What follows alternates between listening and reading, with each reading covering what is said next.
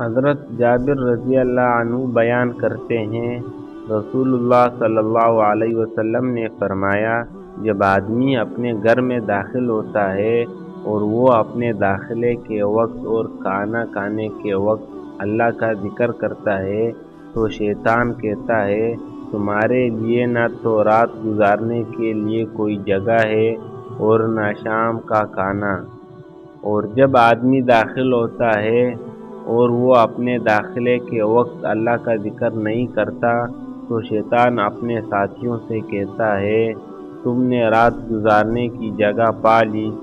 اور جب وہ کھانا کھاتے وقت اللہ کا نام نہیں لیتا تو وہ کہتا ہے، تم نے رات گزارنے کی جگہ پا لی اور شام کا کھانا بھی پا لیا۔ تمام مسلمان بھائیوں سے گزارش کرتا ہوں کہ ویڈیو کو لائک، شیئر اور سبسکرائب ضرور کریں۔ جزاک اللہ خیر۔